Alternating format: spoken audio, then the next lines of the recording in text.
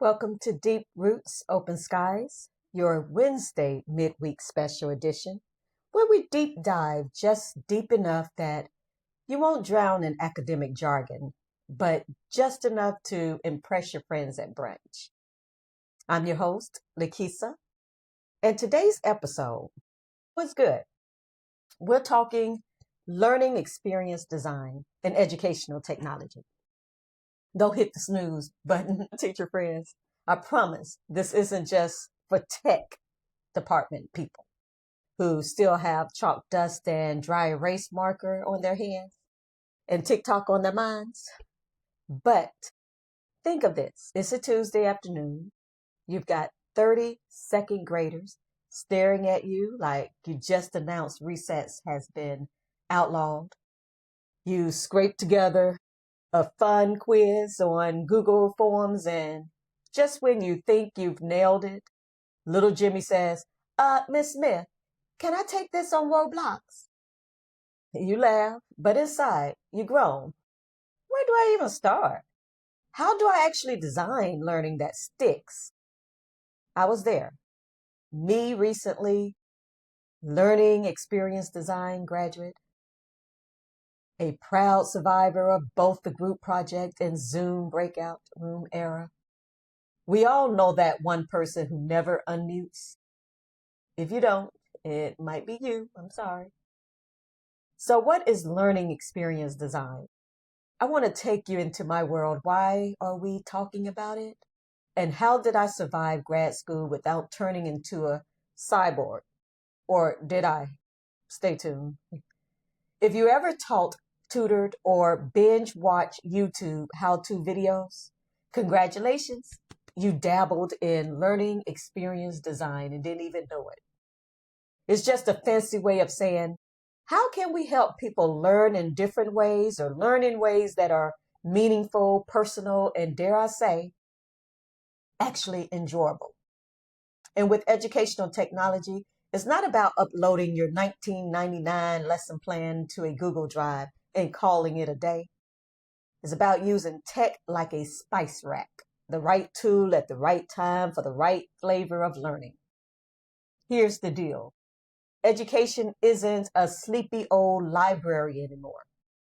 It's like your phone, personalized, interactive, sometimes overwhelming. And yes, everyone still asks for your password. As an educator, you already have the best skills, empathy, creativity, a deep bag of tricks, and the ability to quiet a rowdy classroom with just the look that you give. Learning experience design builds on those strengths and lets you create digital learning journeys that actually work for real people. So here's the breakdown in simple terms. First, learning experience design, LXD or L&D. Imagine planning a birthday party, but nobody's bored. Everyone leaves happy and someone learns calculus by accident. You think about who you're teaching, what you want them to learn, and how they feel while learning.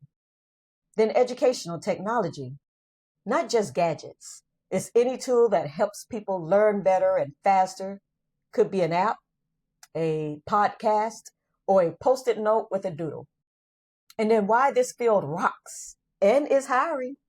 Schools, companies, nonprofits, everyone needs folks who can design engaging learning, not just shovel content into a PowerPoint. You don't want that. You make things more efficient, accessible, even fun. Remember fun? It still exists, apparently.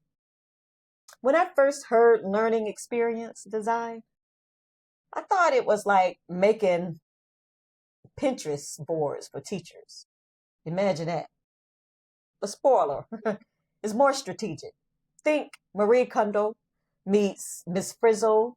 You spark joy, but with lesson plans.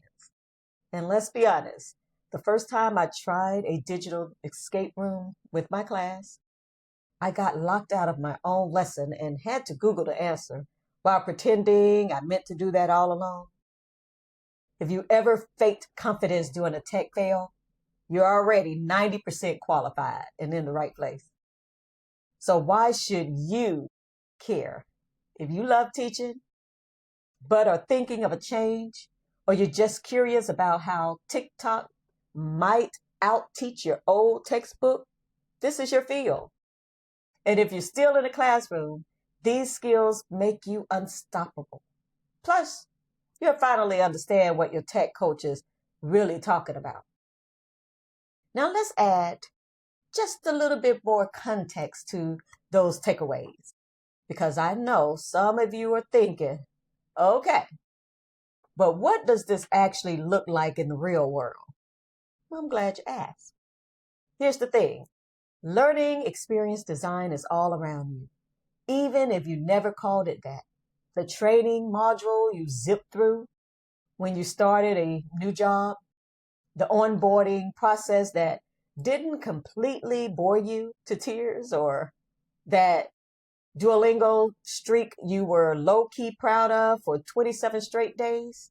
That's all learning experience design at work. Someone intentionally crafted that experience so you didn't just learn, but actually remembered and enjoyed it.